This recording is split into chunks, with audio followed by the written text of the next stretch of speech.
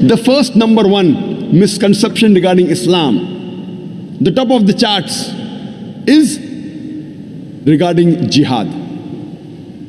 Today, jihad is the most misunderstood word regarding Islam.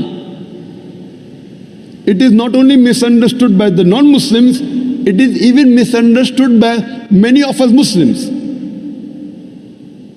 Non-Muslims and main Muslims think that jihad means any war fought by any Muslim for any reason, whether it be for power, whether it be for wealth, whether it be for land, whether it be for language. Any war fought by any Muslim for any reason is called as jihad. জি না, Zakir Naik, doctor Zakir Naik, আপনি ডাক্তারি পাশ করে এখন তো ইসলাম প্রচার করেন।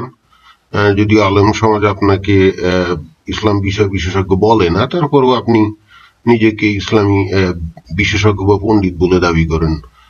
এবং সবচেয়ে দুঃখ লাগলো যে আপনি একটা ধূম্রজাল সৃষ্টির চেষ্টা করলেন। কারণ আপনি বললেন যে যে কোনো মুসলমান যদি কারো বিরুদ্ধে যুদ্ধ করে এবং সেটা যদি ব্যক্তিগত স্বার্থে ধন সম্পদ জায়গা জমি অর্জনের জন্য এই ধরনের যুদ্ধ করে, সেটাকে নাকি অমুসলমানরা এবং কিছু মুসলমানরাও নাকি জিহাদ হিসাবে আখ্যায়িত করে। না, আমরা কখনো এটা শুনি নাই। আমরা বরং জিহাদ বলতে এটাই শুনেছি যে ইসলাম প্রতিষ্ঠার জন্য বা ইসলামকে রক্ষার জন্য যে যুদ্ধ করা হয় বা যে আক্রমণ করা হয়, যে সন্ত্রাসী আক্রমণগুলো হয়, ওটাকেই জিহাদ বলে। এবং এটাই কিন্তু আমরা দেখে আসছি পৃথিবীর সর্বত্র। এবং যারা নাকি এই কাজটা করে তারা কিন্তু আল্লাহু আকবার ধ্বনি দিয়েই করে। যেমন বিভিন্ন দেশে আমরা যে সন্ত্রাসী আক্রমণগুলো আমরা দেখছি, তারা কিন্তু বলছে যে ওই সমস্ত দেশ মুসলমানদের বিরুদ্ধে নানা রকম ষড়যন্ত্র করছে বা অমুক করছে সমুক করছে, এরকম অজুহাত তুলে তারা কিন্তু এই আক্রমণগুলো করছে। তো এই বিষয়গুলো তো ইসলামে জিহাদ, এগুলো তো ইসলামের জিহাদ। আমরা নবীর আমলেও তো দেখছি যারা ইসলামের সমালোচনা করতো বা ইসলাম গ্রহণ করেনি, তাদের বিরুদ্ধে আমাদের নবী নিজেও তো কত যুদ্ধ করছেন তাদেরকে ইসলামে আনার জন্য। যেহেতু ইসলাম গ্রহণ করেনি, সেক্ষেত্রে তাদেরকে অনেক ক্ষেত্রে হত্যাও করছে। ওটাই জিহাদ। ব্যক্তিগত স্বার্থে টাকা পয়সার জন্য জায়গা জমির জন্য কেউ কোনো আক্রমণ করলে ওটাকে কেউ কখনো জিহাদ বলে জানে না। আমরা শুনিনি কোনো অমুসলিমও এ কথা বলে না। এটা হলো আপনি কমপ্লিটলি উদ্দেশ্য প্রণোদিত ভাবে একটা ধূম্রজাল তৈরি করে মানুষকে বিভ্রান্তর একটা চেষ্টা। Jihad does not mean any war fought by any Muslim for any reason, whether it be for money, whether it be for power, whether it be for land, whether it be for language. Jihad is an Arabic word which comes from the word jahada, which means to strive, which means to struggle. So jihad basically means to strive and struggle. In the Islamic context, jihad means to strive and struggle against one's own evil. আপনি বললেন doctor Zakir Naik যে Islamic কনটেক্সটে জিহাদ means struggle against own evilness, তাই তো?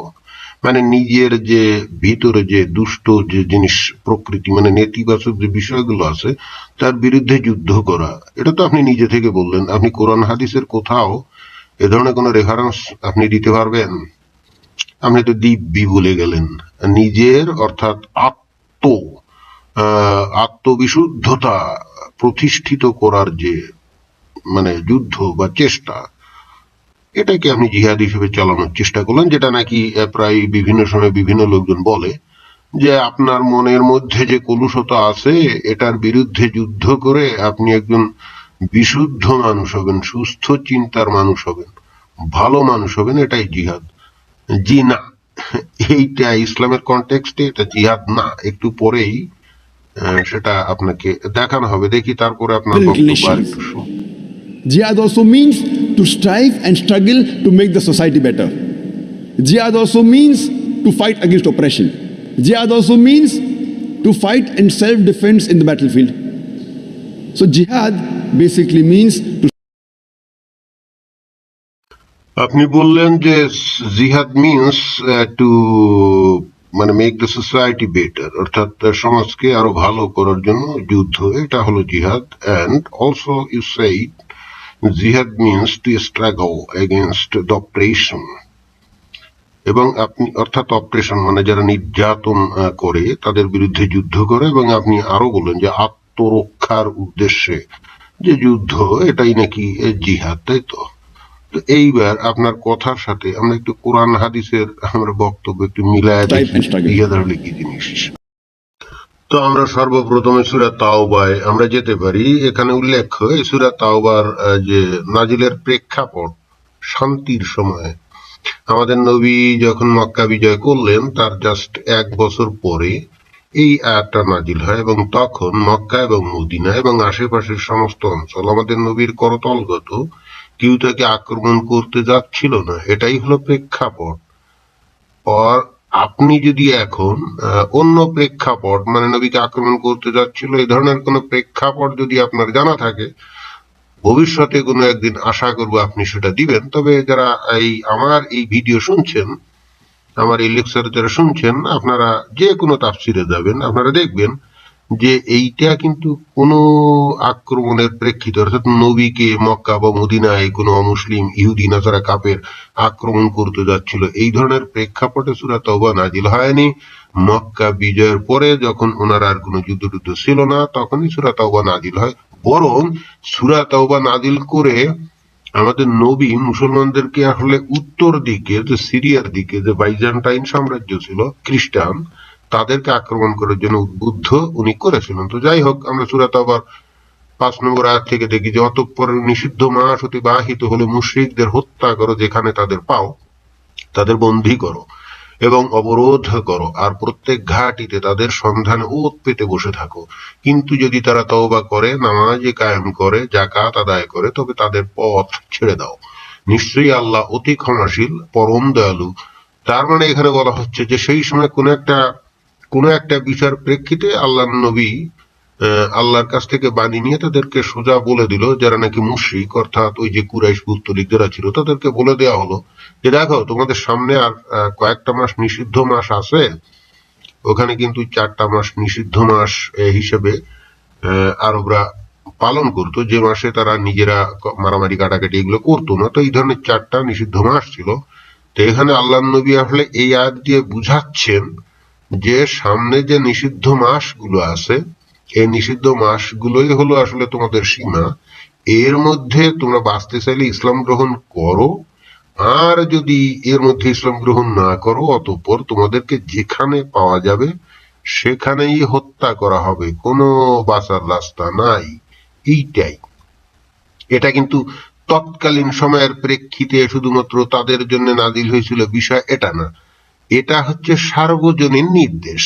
অর্থাৎ এইটা কোরআনের যে আয়াত, অর্থাৎ আল্লাহর যে নির্দেশ, এটা কিন্তু একটা সার্বজনীন নির্দেশ যে অতঃপর মুসলমানরা কি করবে, অমুসলিমদেরকে দাওয়াত দিবে, যদি তারা গ্রহণ না করে তাহলে তাদের বিরুদ্ধে যুদ্ধ করে যেখানে পাওয়া যাবে সেখানে হত্যা করতে হবে। এবং এটাই কিন্তু পরবর্তীতে খলিফারা অনুসরণ করে আসছেন, এবং গত 1400 বছর ধরে মুসলমানরা যেখানে এই সুবিধাটা পেয়েছে সেখানে এটা করে আসছে। আপনারা হয়তো বলবেন যে আমি বানিয়ে বানিয়ে কথা বলছি। না, আমরা যদি তাফসীর জালালিনে আমরা যদি যাই, এবার এই জায়গায় আমরা এই আয়াতটার আমরা যদি তাফসীর আমরা দেখি, সেখানে কি লেখা, then when the sacred months have passed, that is at the end of the period of deferment, slay the idolaters wherever you find them, be it during a lawful period or a sacred ones, and take them captive and confine them to castles and forts until they have no choice except being put to death or acceptance of Islam. কি দেখলেন? তার মানে হচ্ছে সেই নির্দিষ্ট সময়ে, অর্থাৎ ওই যে নিষিদ্ধ মাসের যে বিষয়টা বলা হলো না, ওই নিষিদ্ধ মাসের বিষয়টা অতিক্রান্ত হলেই অতঃপর মুশরিকদেরকে যেখানে পাওয়া যাবে সেখানে হত্যা করতে হবে এবং তাদের সন্ধানে ঘুরে বেড়াতে হবে, উৎপেতে থাকতে হবে, এবং তারপরে তারা যে সমস্ত জায়গা থাকে সেখানে অবরোধ করে রাখতে হবে। এই নির্দেশটা কিন্তু সেই সময়ের জন্য শুধু না, এই নির্দেশটা কিন্তু সর্বকালের জন্য, কি আমাদের আগ পর্যন্ত, কারণ আল্লাহ নির্দেশ দিচ্ছে। ঠিক আছে? সুতরাং এখানে কিন্তু অন্য রকম কোনো কথা বলার কোনো এখানে সুযোগ নেই। শুধু তাই না, এখানে আরো বলছে যে দেখুন, and lie in wait for them at every place of ambush, at every route that they use, kulla every in the accusative, because a preceding genitive taking preposition has been removed. এখানে এটাই বলছে যে তোমরা ambush করে থাকো তাদের সন্ধানে, তারা যে রাস্তা দিয়ে চলাচল করে ব্যবসা বাণিজ্যের উদ্দেশ্যে ওই রাস্তার পাশে কি করবে, অ্যাম্বুশ করবে। যখনই তাদেরকে পাইবা তখনই তাদের উপরে আক্রমণ করবা।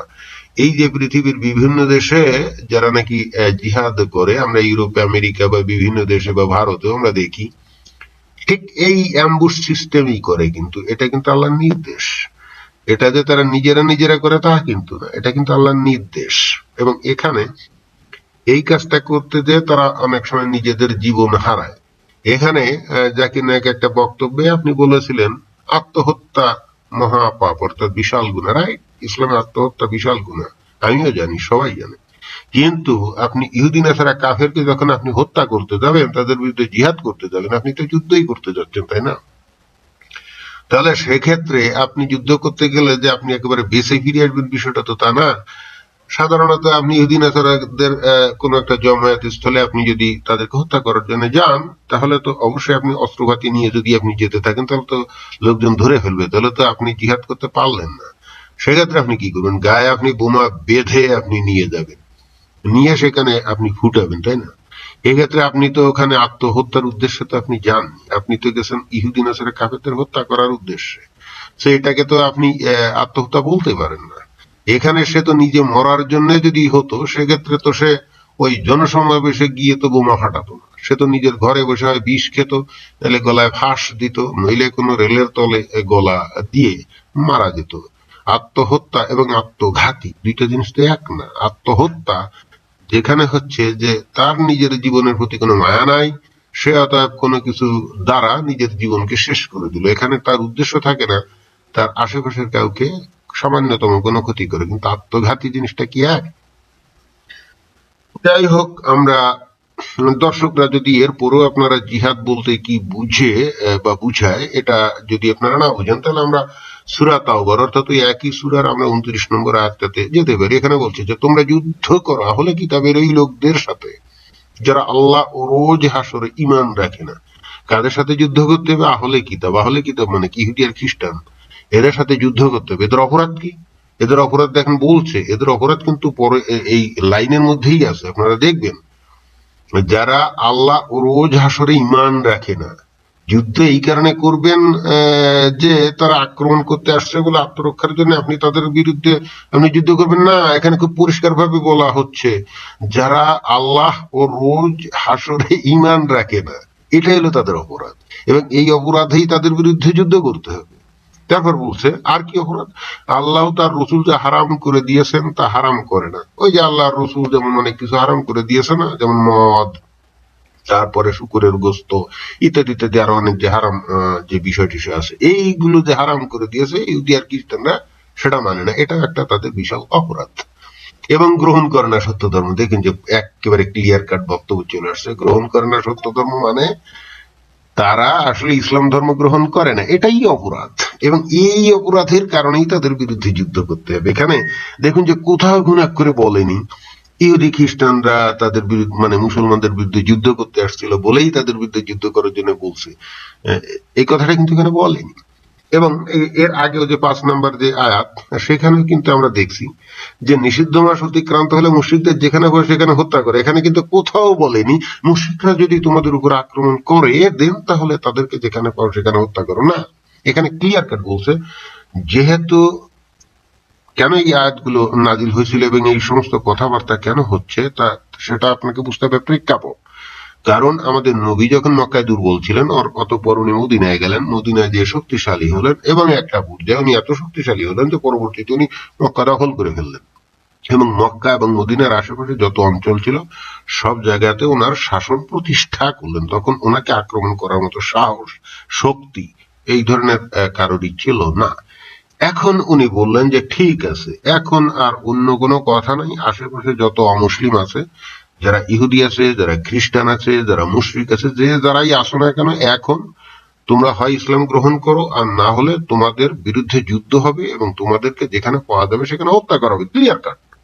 এখানে এই সূরা তাওবায় আপনি কোথাও দেখবেন না, কোনো আয়াতে দেখবেন না যেখানে বলা আছে যে মুশরিকরা অথবা খ্রিস্টানরা বা ইহুদিরা নবীর উপর আক্রমণ করতে যাচ্ছিল, যে কারণে বলা হচ্ছে যে তারা যদি আক্রমণ করতে আসে তাহলে তাদের বিরুদ্ধে যুদ্ধ করো এবং তাদেরকে যেখানে পাও সেখানে হত্যা করো। এই ধরনের কোনো বক্তব্য নেই কোথাও। একেবারে ডাইরেক্টলি এখানে খালি বলছে যে তাদেরকে হত্যা করো, তাদের আক্রমণ করো। কেন? কারণ আর কিচ্ছু না, কারণ হলো যে তারা ইসলাম গ্রহণ করেনি। পরিষ্কার এখানে বলা হচ্ছে যে দেখুন সূরা তাওবা, তাদের অপরাধ কি? যুদ্ধ করো আহলে কিতাবের ওই লোকদের সাথে যারা রোজ হাসরে যারা আল্লাহ ও রোজ হাসরে ঈমান রাখে না, অর্থাৎ আল্লাহ বিশ্বাস করে না আর রোজ হাসরে ঈমান রাখে না। কিন্তু এটা সঠিক না। ইহুদি আর খ্রিস্টান এরাও কিন্তু আল্লাহকে মানে এই গডকে বিশ্বাস করে আর রোজ হাসর মানে শেষ একটা বিচার হবে এটাও বিশ্বাস করে। তারপর এটা কেন বললো আমি ঠিক বুঝলাম না। কিন্তু আল্লাহ ও তোর রসুল যা হারাম করে দিয়েছে তা হারাম করেন, এটা রাইট। ইহুদি খ্রিস্টানরা আসলে ওই যে আমাদের নবীর যে হারাম হালালের বিষয়টা ওরা মানতো না, ওরা ওদের নিজস্ব হারাম হালাল আছে সেগুলো মানতো এবং গ্রহণ করে না সত্য ধর্ম। দেখুন যে এত কিছুর পর মানে ইভেন্চুয়ালি অর্থাৎ অবশেষে সবকিছু পরিষ্কার করে দেওয়া হয়েছে যে যেহেতু তারা ইসলাম গ্রহণ করেনি এটাই অপরাধ। এবং ইসলামে আপনি যত খুন খারাপি চুরি ডাকাতি যত কিছুই করেন না কেন, আপনি যদি ক্রিমিনাল অফেন্সের দিক দিয়ে যান ওইটা কিন্তু সবচেয়ে বড় অপরাধ না। সবচেয়ে ক্রিমিনাল অফেন্স মানে সবচেয়ে বড় অপরাধ হলো অ্যাজ পার ইসলাম আপনি ইসলাম গ্রহণ করেননি, এটাই হলো সবচেয়ে বড় অপরাধ এবং এর সাথে আপনার মৃত্যুদণ্ড মানে ক্লিয়ার কাট বলা হচ্ছে। যেমন ওই যে 5 নম্বর আয়াতে যে বলা হলো যে তাদের যেখানে পাও সেখানে হত্যা করো। এখানে অন্য যত অপরাধ বলেন, আপনি নারী ধর্ষণ করেন, শিশু ধর্ষণ করেন, আপনি খুন করেন, খারাপি করেন, চুরি করেন, ডাকাতি করেন, দুর্নীতি করেন, কোনোটাই বড় অপরাধ না। সবচেয়ে বড় অপরাধ হলো আপনি ইসলাম গ্রহণ করেননি। এই আয়াতে কিন্তু পরিষ্কার বোঝা যাচ্ছে এবং তাফসীরেও কিন্তু সেটা আমরা দেখতে পেলাম। সুতরাং এখানে অন্য কোনো কথা বলে তো এখানে সুযোগ হবে না। এইবার বলছে যে যাই হোক এই সূরা তাওবার 29 একটা অবশ্য ফাঁক আছে, সেটা হলো যতক্ষণ না তারা করজোড়ে জিজিয়া প্রদান করে। আপনাকে জিজিয়া কর দিতে হবে কি করে? যদি তারপরে আপনি ইসলাম গ্রহণ না করেন, আপনি মুসলিম দেশে থাকতে পারেন, হয়তো আপনাকে হত্যা করবে না, কিন্তু সেক্ষেত্রে আপনাকে কি করতে হবে? করজোড়ে আপনাকে জিজিয়া কর প্রদান করতে হবে এবং এই জিজিয়া কর প্রদান করলেই আপনার জীবন রক্ষা পাবে। এখন অনেকে এসে বলবে আরে ভাই মুসলমানরা তো জাকাত দেয়, তাহলে অমুসলমানরা মুসলিম দেশে থাকতে গেলে তাদেরকে কি ট্যাক্স দিবে না? না, এই বক্তব্য রাইট না। এই বক্তব্য এই কারণে রাইট না কারণ তারা জাকাত দেয়, তাদের ইনকামের যে 2.5% জাকাত দেয়, এরা কেউ করজোড়ে দেয় না। এরা কিন্তু কি কোনো করজোড়ে দেয় না। অথবা আধুনিক রাষ্ট্রে যে ট্যাক্সিং সিস্টেম আছে মানে ট্যাক্সেশন সিস্টেম যেটা আছে, কোন লোক কি করজোড়ে তাদের ট্যাক্স পেমেন্ট করে না। তারা কিন্তু মাথা উঁচু করেই ট্যাক্স পেমেন্ট করে এবং তখন গভর্নমেন্ট তাদেরকে যাবতীয় সুযোগ সুবিধা দেয়। মুসলিম সমাজে ওই যে যেমন জাকাতের বিষয়টা, এখানে কি করজোড়ে দেয় না। এখানে করজোড়ের কথাটা কেন বলা হচ্ছে? কারণ হচ্ছে এখানে করজোড়ে দেওয়ার কথা বলা হচ্ছে কারণ তারা হিউমিলিয়েটেড হবে। হিউমিলিয়েটেড মানে কি? তারা এখন নিম্ন লেভেলের হবে, অর্থাৎ যারা অমুসলিম মানে ইহুদি আর খ্রিস্টান তারা কিন্তু এখন নিম্ন লেভেলে থাকবে। করজোড়ে জিজিয়া দিয়ে তারা বলবে যে দয়া করে আমাদের জীবন রক্ষা করো। এই এবং আরো একটা তফাৎ আছে, সেটা হলো যে যেমন জাকাতের কত 2.5%। আপনার 100 টাকা 2.5% মানে 2.5 টাকা আপনাকে দিতে হবে, তাই তো? কিন্তু জিজিয়ার কিন্তু কোনো এই ধরনের কোনো পরিমাণ নির্ধারিত নাই, আপনাকে সেটা বুঝতে হবে। জিজিয়া হচ্ছে ওই ইসলামিক রাষ্ট্রের যে শাসক সে যা নির্ধারণ করবে, তার যা ইচ্ছা খুশি সে নির্ধারণ করবে, সেটা আপনাকে পেমেন্ট করতে হবে। অনেক বিতর্কে আমি দেখছি যে হ্যাঁ অমুসলিমরা কেন জিজিয়া কর, মুসলিমরা জাকাত দিবে, তো অমুসলিমরাও তো এক ধরনের ট্যাক্স দিতে হবে, তো সেটি এখানে বলা হচ্ছে। কিন্তু না, এখানে সেটা বলা হচ্ছে না। আমি আরো একবার বলছি যে এটা সেটা বলা হচ্ছে না, কারণ কেউ জাকাত অথবা ট্যাক্স এইগুলা করজোড়ে দেয় না, কিন্তু এখানে কিন্তু শব্দটা কিন্তু করজোড়ে এবং এই জিজিয়ার কিন্তু কোনো পরিমাণ নেই, যেখানে জাকাতের কিন্তু পরিমাণ আছে, অর্থাৎ 2.5%। এবং আমাদের এই ভারতীয় উপমহাদেশে যখন মুসলিমরা বিশেষ করে মুঘল আমলে কিছু কিছু শাসক ছিল, সম্ভবত আওরঙ্গজীব হবে তার আমলে, এরকম হিন্দুদের উপরে এই যে জিজিয়া ট্যাক্সটা 50%, এমনকি অনেক অনেক ক্ষেত্রে 60% ট্যাক্স তাদের উপরে ধার্য করা হয়েছিল। অর্থাৎ তারা যে ফসল উৎপাদন করবে বা তারা যে আয় উপার্জন করবে তার 50% ট্যাক্স দিতে হবে। তো এখন চিন্তা করে দেখুন যে তখন মানুষের আয় উপার্জনই বা কেমন ছিল। আজকের মতো তো আর মানে শিল্প কলকারখানা বা বিশাল ব্যবসা ট্যাবসার তো কোনো সুযোগ ছিল না। তখন তো মানুষ সাধারণত কায়িক পরিশ্রম করে খেতে ফসল টসল উৎপাদন করতো, অথবা কুটির শিল্প টিল্প দিয়ে যা কিছু উৎপাদন করে বেচা বিক্রি করতো সামান্য উপার্জন হতো। তো তার 50%ই কিন্তু দিয়ে দিতে হতো ট্যাক্স আকারে, এবং এই ট্যাক্সের বোঝা সহ্য করতে না পেরে এই ভারতের বহু হিন্দু মুসলমান হয়ে গেছে। এবং বস্তুত যারা নাকি মোটে মুসলমান হবেই না, এই সমস্ত জায়গাতে এই মুসলিম শাসকরা অমুসলিমদের উপরে ট্যাক্সের মাত্রা এতটা বেশি করে দিত যে পরবর্তীতে ওরা বাধ্য হয়ে ইসলাম গ্রহণ করত। কারণ ওরা চিন্তা করতো, আমরা রাত দিন খাটাখাটনি করে আমার আয়ের যদি অধিকাংশ সম্পদই যদি আমি জিজিয়া কর দিয়ে শুধুমাত্র জীবন বাঁচানোর জন্য আমি যদি ব্যয় করি, তো বাধ্য হই ব্যয় করতে, তার চাইতে বরং ইসলাম গ্রহণ করাই ভালো। এবং ভারতে আজকে মানে ভারতীয় উপমহাদেশে তো আজকে যেমন ধরুন যে পাকিস্তান এবং বাংলাদেশ নামে দুইটা মুসলিম কান্ট্রির সৃষ্টি হয়ে গেছে, এবং ভারতেও তো অন্তত 20-25 কোটি মুসলমান আছে, তাই না? এই যে টোটাল যে 60-65 কোটি টোটাল এই ভারত, বাংলাদেশ এবং পাকিস্তান মিলে এত যে 60-65 কোটি যে মানে মুসলমান, এটা কিভাবে হলো? এটা যে একেবারে সবাই তরবারির নিচে বসে হয়েছে অথবা সুফি সাধকদের মিষ্টি মিষ্টি কথায় যারা ইসলাম গ্রহণ করেছে তা কিন্তু না। আসলে মুসলিম শাসকরা এখানে তো প্রায় 1800-900 বছরের মতো তো শাসন করেছে, তাই না? এরা দেখছে যে এত মানুষ মেরে ফেলাও সম্ভব না, আবার এত মানুষ তাদের ধর্ম ছাড়বে না, তাহলে কি করা যায়? তাহলে এক কাজ করা যায়, তাদের উপরে এমন জিজিয়া ট্যাক্স ধার্য করতে হবে যে অবশেষে বাধ্য হয়ে তারা ইসলাম গ্রহণ করবে। এবং এত নির্যাতনের পরও এই যে জিজিয়া ট্যাক্সের নামে এই যে নির্যাতন, এরপরেও কিন্তু যে ভারতীয় উপমহাদেশে এখনো যে এত হিন্দু আছে, এটা কিন্তু বিস্ময়কর। অর্থাৎ এরা মোটেই কোনোভাবেই হোক তারা শত কষ্ট করে হলেও তারা তাদের ধর্মটাকে আঁকড়ে বেঁচে থাকছে। আমার একটা দৃঢ় বিশ্বাস হচ্ছে এই যে কোথাও যদি অমুসলিমরা কোন দেশে মুসলমানদেরকে এভাবে নির্যাতন, নিষ্পেষণ, শোষণ করত এবং পরবর্তীতে মুসলমানরা হয়তো স্বাধীন হয়ে তারা ক্ষমতায় গেল, এবং যারা এতদিন নির্যাতন নিষ্পেষণ করছিল তারাও যদি ওই দেশে থাকতো, তাহলে মুসলমানরা তাদের কোনো অস্তিত্বই রাখতো না। কিন্তু দেখুন যে মুসলমানরা কিন্তু ভারতের বুকে ঠিকই তাদের অস্তিত্ব বজায় আছে, এবং বজায় যে আছে শুধু তাই না, খুব ভালোভাবে বজায় আছে সেখানে এখনো। দেখুন যে কে কোথায় একটু ধর্মের বিরুদ্ধে কি বললো কোন এক হিন্দু, ভারতে কিন্তু ব্যাপকভাবে তার বিরুদ্ধে তারা মানে করে, জিহাদ করে, প্রতিবাদ করে, লাঠি সোঁটা নিয়ে মারামারি করতে যায়। তো সেই দিক দিয়ে তো হিন্দুদেরকে তো অনেক উদার বলতে হবে, তাই না? কারণ তারা তো বেসিক্যালি এখনো সেইভাবে মুসলমানদের উপরে তো তেমন কোনো নির্যাতন অত্যাচার তো সেইভাবে করেনি। করলে তো ভারতে এতদিন অতগুলো মুসলমান থাকতো না। আমরা যেভাবে পত্রপত্রিকায় আমরা যেভাবে শুনি অমুক সমুক তমুক, কিন্তু ওই রকম হলে তো এতদিন থাকতো না। মুসলমানরা তো তাহলে ওখান থেকে সব চলে যেত। তাহলে এটার যথার্থতা নিয়ে কিন্তু প্রশ্ন ওঠে। ওইটা কোনো ইম্পর্টেন্ট ইস্যু না। ইম্পর্টেন্ট ইস্যুটা হচ্ছে এখানে যে জিহাদ।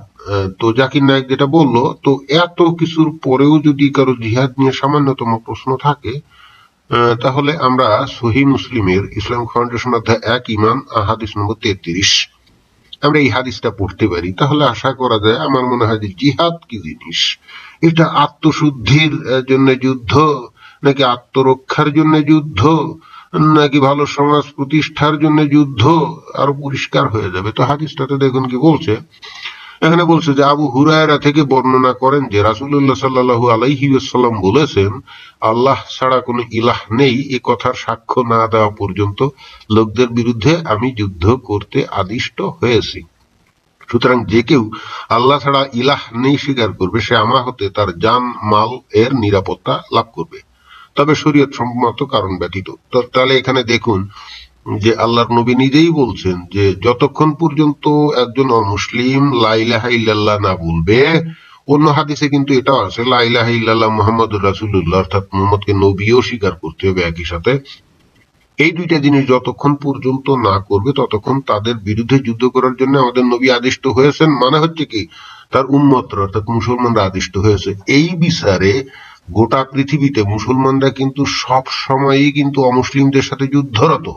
অনেক সময় অনেকেই যে জাকির নায়েক সহ অনেক মানে রসালো টাইপের যে ইসলাম প্রচারকারী আছে তারা বলে না, যদি যুদ্ধ শুরু হয় তাহলে আসলে এই জিহাদ টিহাদ করতে হবে আত্মরক্ষার জন্য। এগুলো কমপ্লিটলি বোগাস এবং ফালতু কথা। আমরা যদি সূরা তাওবার 5 নাম্বার 9 নাম্বার এই আয়াতগুলো এবং এর যে তাফসীর আছে সেগুলা, এবং যদি এই সহিহ হাদিস থেকে আমরা যদি সার্বিক একটা কনক্লুশনে যাই, তাহলে সেই কনক্লুশনটা হচ্ছে এই যে মুসলমানরা কিন্তু সব সময়ই অমুসলমানদের সাথে যুদ্ধরত। কতক্ষণ সেই যুদ্ধ থাকবে সেটা হচ্ছে যে দুনিয়ার শেষ একটা মানুষ যতদিন অমুসলিম থাকবে, অর্থাৎ কাফের থাকবে, ইহুদি খ্রিস্টান বা হিন্দু এগুলা থাকবে, ততদিন পর্যন্ত এই যুদ্ধটা চলবে। যেদিন দুনিয়ায় 100% মানুষ ইসলাম গ্রহণ করবে তখনই জিহাদ বন্ধ হবে। এটাই হলো এই যে বিভিন্ন আয়াত এবং হাদিস এবং তাফসীরের মূল ব্যাখ্যা, এবং এটাই হলো সেই জিহাদ। যে জিহাদের মূল কথা হলো যে তুমি ইসলাম গ্রহণ করনি, এটা তোমার বিশাল অপরাধ, এই জন্য তোমাকে আমি পাকপাও করব। আর যদি তুমি ইসলাম গ্রহণ করো তাহলে তোমার 7 গুণ মাপ, অর্থাৎ তোমার জান এবং মাল তাহলে রক্ষা পাবে। আর যদি তুমি ইসলাম গ্রহণ না করো তাহলে তোমার জান এবং মাল এগুলো রক্ষা পাবে না। অর্থাৎ এক্ষেত্রে একজন মুসলমান বা মুসলমানরা অমুসলিমদের উপরে যে কোনো সময় আক্রমণ করে তাদের জান এবং মাল ছিনিয়ে নিতে পারে। এটাই হলো জিহাদ। কোরআন এবং হাদিসে পাতায় পাতায় এটাই বলা আছে। আত্মশুদ্ধির জন্য যুদ্ধ করার বিষয়ে কোরআন আর হাদিসে ওইভাবে পরিষ্কার ভাবে কোথাও কিছু আছে, অন্তত আমার নজরে আজ পর্যন্ত পড়ে নাই। যদি কারো নজরে পড়ে থাকে বের করে দেখাতে পারেন। তবে যদি সেটা 1% থাকে, এই জিহাদের কথা আছে 100%। এবং এটাই বস্তুত জিহাদ। এখানে জাকির নায়েক যে সমস্ত কথাবার্তা বললো, কমপ্লিটলি ভুল কথা বললো, একটা ভুল ইমপ্রেশন, একটা কমপ্লিটলি ভুল একটা গোলক ধাঁধা তৈরি করার চেষ্টা করলো। তো যাই হোক, বিষয়টা বস্তুত এরকমই হওয়া উচিত, কারণ একমাত্র সত্য ধর্ম ইসলাম, মানুষজন সেটা গ্রহণ করবে না এটা তো হয় না। আল্লাহর তো এই ধরনের কোনো থাকতে পারে না যে কেন তারা ভুল পথে থাকবে, ভুল রাস্তা অনুসরণ করবে। আমরা তাদেরকে বুঝাবো, তারা যদি সঠিক রাস্তায় না আসে তখন তো তাদের উপরে জোর করতেই হবে। এগুলো আল্লাহর নির্দেশ এবং নবীর নির্দেশ, আমাদেরকে খাঁটি মুসলমান হিসেবে সেটা পালন করতে হবে, এবং এটাই হলো জিহাদ। এখানে ওই রসালো কথা বা মিষ্টি মিষ্টি কথা এগুলো কিন্তু কোনো জিহাদ না। আর আত্মশুদ্ধির জন্য মানে নানা রকম কসরত, এগুলো কিন্তু জিহাদ না। জিহাদ হাতে তরবারি নাও, অমুসলিম অধ্যুষিত অঞ্চলে যাও, তাদের বলো এই বেড়া তোরা ইসলাম গ্রহণ কর।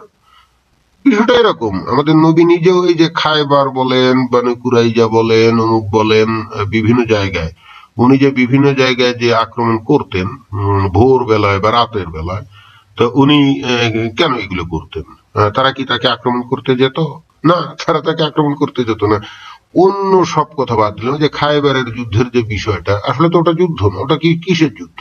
খায়বারের লোকজন ভোরবেলা উঠে তারা চাষবাস করার জন্য বেরোচ্ছিল, ঠিক তখন নবী কি করলেন? ভোরবেলা তখন উনি ওনাদেরকে আক্রমণ করলেন। এটা কি সহিহ হাদিসে সুন্দরভাবে বর্ণিত আছে না? তা আপনি আতর্কিতে ভোরবেলায় গিয়ে যদি আক্রমণ করেন তাহলে এটা যুদ্ধ হয় কি করে? কিন্তু এটাই কিন্তু জিহাদ। অর্থাৎ ওই ইহুদিরা ওরা ইসলাম গ্রহণ করেনি, সুতরাং তারা সত্য ধর্মের মধ্যে আসেনি, এটা কঠিন অপরাধ না। সুতরাং নবী এটা করছেন আল্লাহর নির্দেশে, সুতরাং মুসলমান হিসেবে আমাদের এটা করতে হবে। এটাই হলো জিহাদ। এখানে জিহাদের অন্য কোনো ভাষ্য নেই, অন্য কোনো ব্যাখ্যা নেই। তো যাই হোক,